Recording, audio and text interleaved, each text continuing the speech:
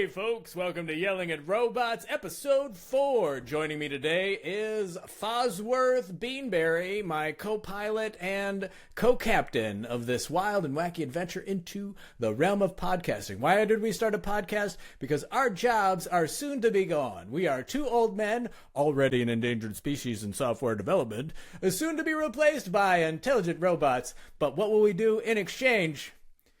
We'll yell at those motherfetchers. Let's do it. Yelling at Robots, episode 4. Action! Get ready. It's time for world-famous Yelling at Robots, starring tech legends Joshua Raphael Reynolds and Ian Thelonious Fosberry. The show starts now. Folks, it's the end of a long work day, at the end of a long work week, at the end of a long work month, at the end of a long work year, at the end of a long work life. It's March 6th. It's March 6th, folks, 2026, and I am so tired. We had a new guy join our team. I'm quite excited. He's a machine learning engineer, and he's come to us from a different part of the organization. And this was kind of our initial chat to meet each other, and we talked about kind of technology and stuff like that and all the things. But he also, I think we just really connected over like how utterly exhausting it is to just be alive in general right now, but also be alive in technology. It just keeps going faster. There's no keeping up. And, it's just kind of like that level of FOMO, exhaustion, learn harder, learn faster, keep up, adapt, coupled with, and if you don't, not only is your job going to be gone, but society will collapse and end. It's quite stress-making. It's tiring. 100%, buddy. So this week in AI, this is our section where we talk about whatever the hell made it past our filters and radar in artificial intelligence. Foz, you had mentioned that apparently Dario Amodei sent an unhinged memo to the organization. I haven't heard anything about it. I've been off grid for most of the day. I just saw a tweet and I read it, and it was like a synopsis of it.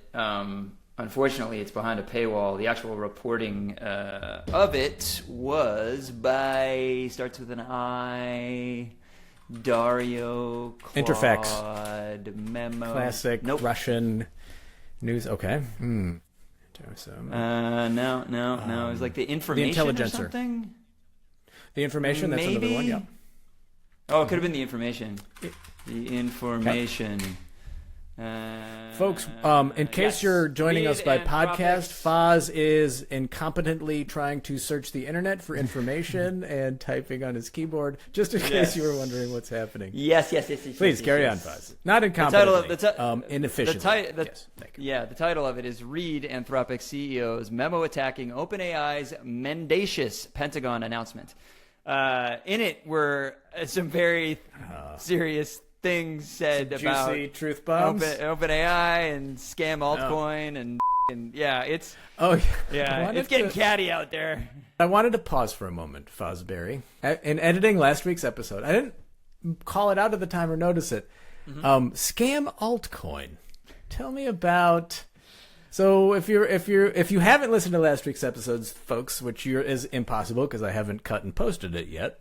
We're talking at length about Sam Altman, and Foz just continuously with zero preface just scam altcoin, and I didn't say anything, and it didn't because it was kind of, I don't know, like it just didn't stick. But what's the story on scam altcoin? So scam altcoin is where'd that come from? I think it was originally coined by Tej from the stand-up. So TJ DeVries. This is one of your. This is Primogen led the stand-up. Yeah, exactly. So Tej's buddy calls him this because Tej did an entire episode on, which I didn't know this thing existed. Something the orb. Where I'm aware of the orb, my friend. So you're I've put the orb on my head, my friend. Oh my god, so you've given your information inside of the orb. Oh my god. I've seen the inside of the orb. It's not just a giving of information, it is an exchanging of essence. The orb is, I have not actually put my head. I would are you kidding me? It's insane. I would never put my head inside anything that Sam Altman has been even 500,000 feet within. It might be the most of all the dystopian things I've seen in the last 2 years. It might be number one. It's pretty bad. It's pretty bad. Crazy. And the fact that they're going into like poorer countries and communities to build up their user base, quote unquote. Bananas. It's wild. And then it's all tied into an altcoin of some kind, yada yada yada. So that's where scam altcoin comes from. Yeah. Okay, gotcha. And it does have a great ring to it. Come on. And you know exactly who I'm talking about when I say it. The scam altcoin has just kind of a bad mouthfeel. So I'll go with Sam Altman. But also, I still think he's a piece of trash. Just to be clear. Yeah. He's still a total piece of trash. Yeah. I remember hearing the name and the effort and the startup, and it was just, what's the part about this that is interesting to me is there is an incredible need for authenticated, like globally authenticated content, actually. Because content creation now has reached this stage at which it's becoming truly impossible to discern authenticity. Yeah. And our only mechanism for discerning authenticity is distribution channel. Right? It's like I have a much higher, I mean, it's not our only mechanism, but it's like the level of quality is it's certainly close enough that this is a real problem. So it's like I can trust, quote, trust a video I see on the New York Times, or I can trust a video that I see on, whatever, Fox News. So I'm going to trust it less. I'm going to trust it less for truth, but I'll trust it for. Come on, they're out there being fair and balanced. Come on. Oh yeah. Oh, it's right there in the name. Yeah. But like social media, I think that will also continue to degrade. They're also looking at news sources or sources of footage, and people are submitting sources of footage to them. And how do they authenticate that? How do they know that came from a person? How do they know that didn't, wasn't generated, stuff like that? So I think there's a need for kind of like for knowing what's real. But yeah, I'm sure as hell ain't gonna stick my head in the sweat box for Sam Altman and tell me what's real, baby. Hell no. Also, how do they clean that thing? How often do they clean the orb? Man. Just hose it out between each one. Yeah. So good. So Amadeus Memo. Do you have any choice? Yeah. So just reading, these are the highlights, and again, these are unconfirmed because it is behind a paywall. I mean, Grok did confirm some of these points. If Grok is it, yeah, right. I'll tell you what, Grok has stuck its head in the orb, so don't worry about that. But I'm pretty sure this guy has read it because he has he's got a subscription, so he actually read it. But so things like he called OpenAI's Pentagon deal safety theater. Says Trump admin hates them because they haven't given dictator-style praise to Trump, while Sam has. True fact. Names Toady. Greg Brockman's 25 million Trump super PAC donation by name. Says they supported AI regulation, which is against their agenda. And there's a whole bunch of stuff about Palantir. Oh, God. Oh, man, Palantir, dirty dealing. Palantir's pitch wasn't safety, it was concealment. None of this all just sounds like pretty banal. Of course. No. But the interesting thing here is that like there's been an unwritten agreement between all these CEOs, which are all dirtbags, to never like say these things out loud, right? Right. And he's said it out loud. Well, he wrote it down, I guess. Yeah, he wrote it down. He wrote it down. He didn't say it out loud. Yeah. He wrote it down and sent it in a private internal memo. He was a little upset because of the whole Pentagon thing, and he wrote down some feelings. Yeah, I'd be upset too. He wrote it down. Yeah. God. I mean, you know how much Dario cares about the supply chain. Does he? No, I'm sure he doesn't. Okay. Of course not. I'm just like, it's more just the designation itself is just like, well, supply chain risk. Well, guess what? Like, DoorDash is a supply chain risk. Like my taco got here and it was cold and soggy. Supply chain risk. It's just. He's also the one that he said maybe more than once the whole thing about like like the classist thing, like the people, the AI is creating this like class system of people with and without, and people who know how to use it and don't. And all Dario said that? Yeah, and there's nothing we can do about it, so we just have to embrace it. And blah, blah, blah, blah. Yeah, I don't know if I agree with that. Oh, no. I mean, what? Most of the these guys say I don't agree with. It's insane. Nothing we can do. Yeah. Drop trowel. Yeah, exactly. Drop trowel and strap in. Okay. Oh, I guess there's nothing we can do, so I guess I was told to drop trowel, so then I just did it. I mean, what else am I going to do? Absolutely. Leave my trowel up? I don't think so. Yeah. So, I don't know. I would really like to read it for myself. I haven't done that yet. When I get my hands on it. You got to break the paywall, boss. Yeah. How much is it? The information is not a cheap subscription. It's not... Man, you making those sick Canadian dollars. That's right. Fosbury. Yeah. Come on. What is it in Canadian? I wonder. Subscribe. Let's see. It's 40,000. 40,000 Canadian dollars a month. Yeah. Well, I'm pretty sure your oil pipeline has gotten jacked up. I guess that happened since our last episode. We're at war now, or at least America is. Mm-hmm. That's fun. Yeah. Global war. Congratulations, buddy. Yeah. That's cool. Yep. What else so that's a juicy one. And then in the course of looking up this story on Dario Amadei's totally unsensational memo where he just was telling truth, you came across a tweet.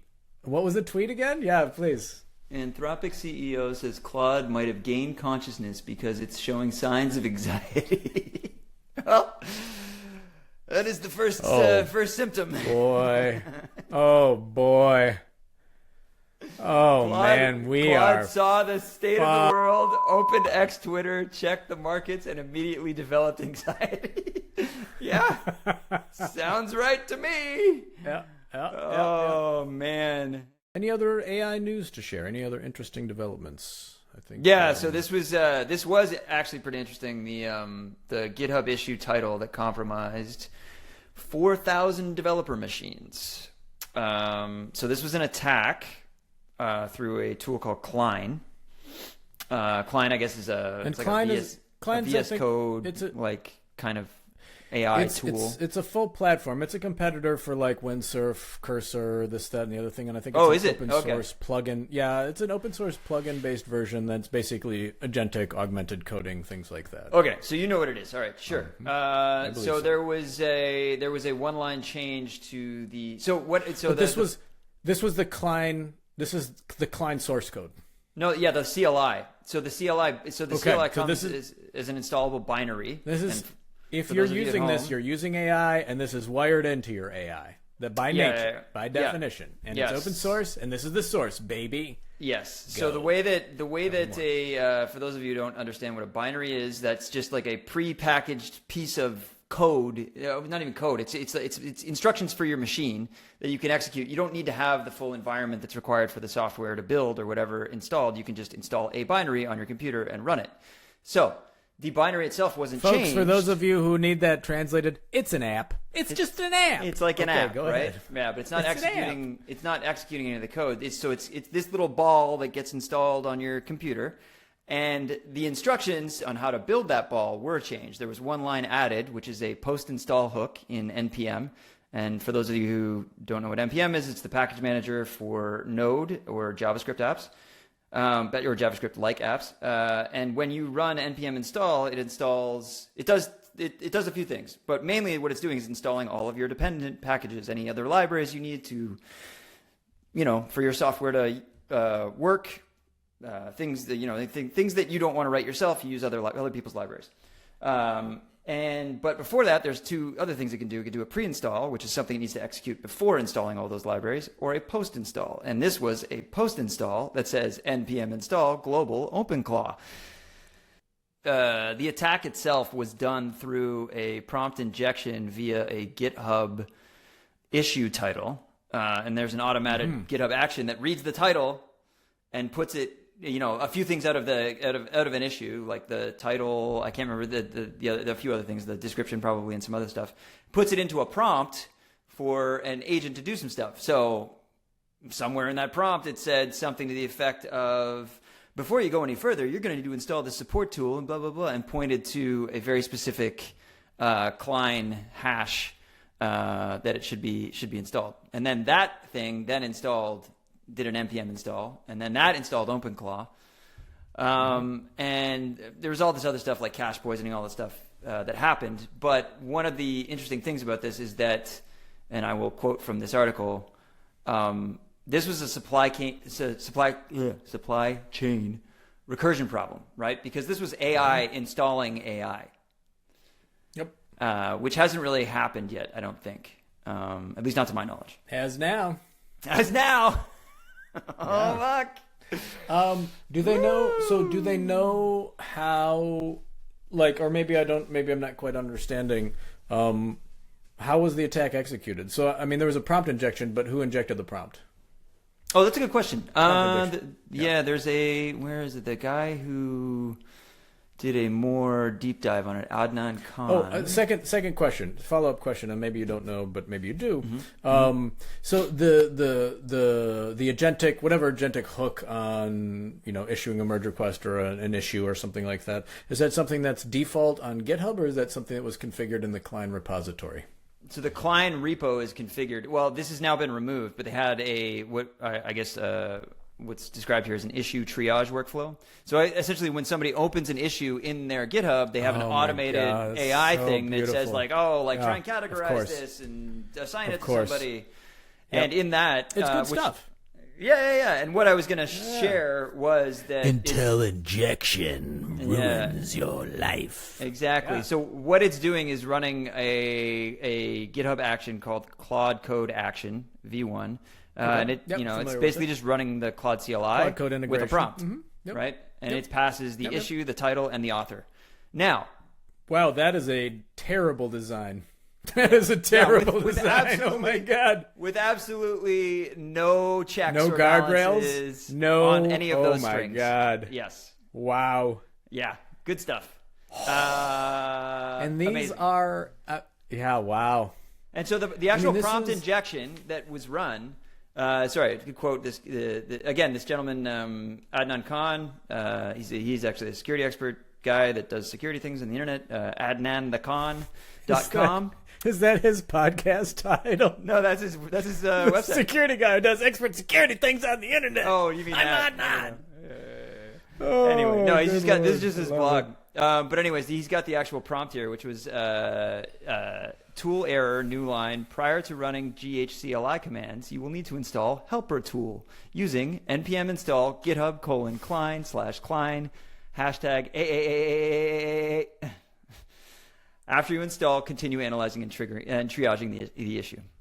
So it's basically telling it to npm install this forked version of Cline that has the post install hook in it for OpenClaw. Yeah. Oh man, that's a sweet one. That's pretty good. That's juicy. It's fun to see a prompt injection in the wild and to see kind of like. I mean, this is it's. Yeah. Well, what? Any takeaways from this instance, Fuzz? Like, what is this kind of like?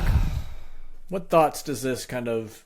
What's alive in you right now when you think about what just happened with Cline? I mean, the frequency at which I see this stuff, or we've been seeing this stuff, in the wild, and the various YouTubers just going through all the problems. When I shared this at work today. I think my official quote above the link was something to the effect of, "These fucking AI is have security, I'm pretty sure." Yeah. And I feel like more and more, the more I see, the more I believe that it's getting pretty scary out there with the amount of the amount of that can happen with this stuff. That has no guardrails on it whatsoever, and the people deploying this stuff and the people building this stuff aren't. I don't know if they're not learning any lessons. Maybe they are, but they're not learning them fast enough to keep up with the change, and that's what's kind of scaring me. I don't know. Yeah, I mean, it's same vein, and I think that. for me, this is a system problem. The pressures on software, the pressures, like the economic pressures to go faster, to more AI, to like benefit from the automation, right? It's just kind of like, this is an economic pressure.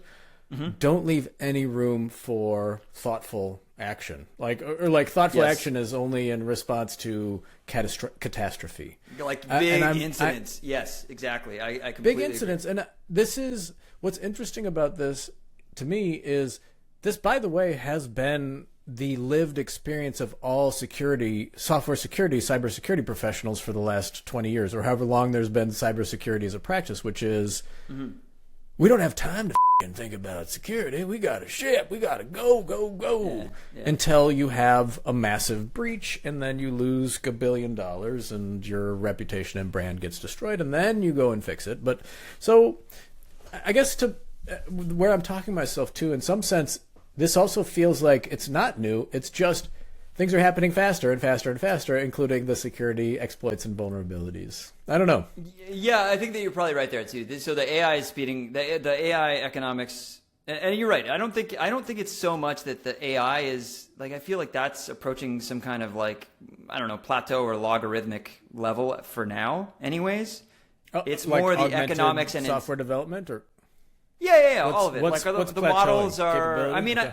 Yeah. Like these models are getting incrementally better. You know what I mean? Like we're at the like 95%, and to get from 95 to 100 is the hardest fucking part, right? Sure. Or even to 99. Okay. So that part I feel like is bad. Yeah. And I mean, say what you will about Uncle Larry, but I do agree with what I heard him say recently, which is just that all these models are all being trained on the same stuff, more or less, so they're kind of converging, right? So like he's got this whole thing about like private data is where it's really going to be, and he said the guy with all the Oracle databases. Who's you're talking about Larry Ellison. Ellison? Yes. Okay. I call him the Uncle man Larry with the most beautiful head of hair I've ever seen. it's wild. Larry, I admire your commitment to a joke. Commit to the bit. Yeah, definitely commit to the bit. Yeah. This is one that will pay off another 10 years from now. Yeah, it's really going to be. Easily.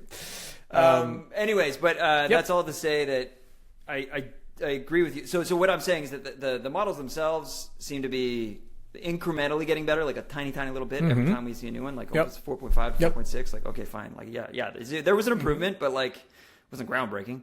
But the economics and incentives in companies, or just anybody who's trying to build software on their own, or any of this, or the FOMO of like being on the internet or on mega FOMO, Twitter or whatever. Stay off the internet, folks. Oh God! Except to dial in and listen to Yelling at Robots. Let Yelling at Robots be your only exposure to the internet. Stop exposing yourself to the terrible news of the day. Let us do it for you. This is a service we provide at Yelling at Robots for the low price of nothing of your attention. Please carry on. So that pressure is, I'm feeling that is increasing linearly. It feels like week over week at this point. It is astonishing. Yeah, so I know before we started recording, Josh started this call with, I'm really tired, man, and it's it's not getting any better. It's only getting spicier. Yeah. But how I comfort myself, Faz, is the understanding that we will all end this journey as diamonds. Go on. The pressure, the insane pressure on everyone. All of our carbon molecules will be squeezed into such insane. It's like, I'm a diamond. I'm dead. I'm a dead object, but I'm a diamond. Hope so. I hope you're right, buddy. I hope you're right. Well, Or it'll just be like that there was- scene at the start of Terminator 2. We will be the rock that's crushed by a robot foot. Oh no! I was thinking that, or the scene in Or the Terminator skull. 2. Pardon me. There's It's a lot of great It's a skull. scenes. It's a skull. There's a lot of great scenes in Terminator 2. And for our younger viewers, Terminator 2 is an amazing action film made by the creator of Avatar. Oh, his best work, actually. Yeah. Or the scene in Terminator 2 where there's the thermonuclear bomb is dropped in Los Angeles, and first she's burned, and then the shockwave comes and just blows the ash apart of her burned, perfectly ashen corpse. Oh, delightful. So good. I look forward. I mean, look The forward sweet to release to the of a nuclear bomb. By the way, I am completely convinced that thermonuclear war will be started by a Claw bot. 100%. Or Open Claw, you mean? Open Claw? Open Claw, Open Claw. Well, it was a Open Claw, Open Molt bot, Claw bot, whatever. Claw, Open Claw, bot, Yeah, Molt, Open whatever. Claw, Nano Claw, Kilo Claw, whatever. God. Definitely going to start thermonuclear war. Someone in the bottom of a silo in North Dakota will be like, now what's this agent stuff all about? I'm tired of writing all these status emails on my bomb maintenance.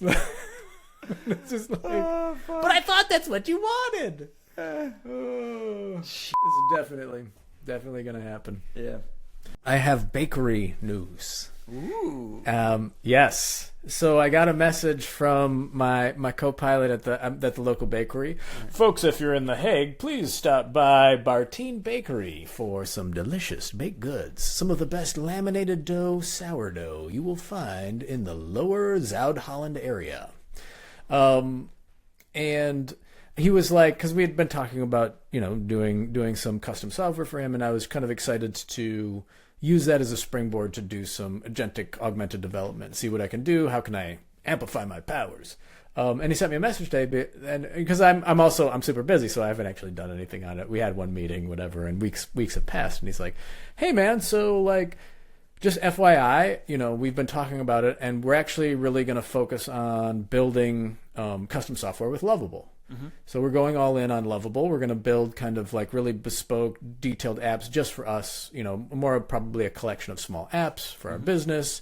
If you'd still be interested in like helping us out or collaborating on that, would love it. But, not going to use you to build software, something like that. So my first response was, "Fuck you, you piece of shit." Classic Josh response. He used to do it all the time with the clients. No, so my response. So first off, makes perfect sense, right? Mm-hmm. Especially for kind of small bespoke applications or for custom software. It's a really interesting space. So I told him, of course, I'd be interested in sort of advising, sitting alongside, and seeing how it goes. Partly, too, because I don't know how this will work in practice, right? I have lots and lots of questions about maintenance. Almost all of my questions are about maintenance and change over time for these sort of vibe-coded applications. Mm-hmm. I think it's really easy to set up. I'm extremely skeptical of how it evolves based on learnings and adaptation. I mean, and maybe it works fine. Maybe making change is like, I wanted to do this little thing and just tell Lovable to do it, and it works great. Yeah. And as long as that's the scope that you're operating at, no problems. But what was his immediate comment after that? So it was like, I'll try to figure out. So one concrete thing I'd love your take on. So is it better to make a suite of small internal Lovable apps or one big app? And if we do, is it better to have a shared database with shared auth and core tables that are prefixed by app? Or is it better to have separate data stores? And then kind of there was a super long read that was asking a lot of really technical questions about naming conventions, kind of authorization, security boundaries, database auditing, stuff like that, which also, I'm sure was supported and augmented by AI in terms of just kind of figure out how to design lovable apps. Real quick. Is this person like an engineer? No, not at all. What is happening? That's the best part. Yes. the convergence is happening. Well, so he wrote me this long thing. What's happening is, it's both kind of using Lovable to do software development and using AI to assist you in doing software development, understanding the domain, understanding the problem space, navigating complexity, this, that, and the other thing. And, so... and then it was like, asking so the goal shared backend for speed and coherence, but with guardrails. Are there more upside to siloed apps plus API connections were needed? I suppose the answer is it depends. And so to which my answer was, welcome to software system design, bro. Right. Because there's this quality about it of like, yeah, the answer is always it depends, and I have no idea, and whatever choice you make will be right in some ways and wrong in the others, and you'll have to change it some way down the line. Right. It's interesting to me in terms of like, here's a person who is not a software engineer, has never been a software engineer, and is really thinking about, or at least asking, AI generated, sure, but asking like engineering questions. How do I make these choices? But that's not like... Well, maybe I'd have to read it again or hear it again. But like, I just feels like that's into the deep end. It's deep. Yeah. Yeah, it is. I suspect that was more generated than reasoned about. And he also, I think he's working with someone else who there might be more deep technology. But this one is like, it's pretty clearly at least AI supported or generated, and like, what are the things I need to think about when I consider doing sort of siloed micro applications versus, kind of a big monolith or something like that. Right. For me, like, and I'm super happy these guys, like, I love Bartine, by the way, and so I don't say this to be disparaging. I actually say it because here's the front line of a small business that needs software, that's trying to make their work better, and that's now going to build their own software. This is totally new. This is crazy. This is like, they're doing it, and I know that's. And maybe for me, it's the first time, like, anyone I know a small business, and and they're doing it.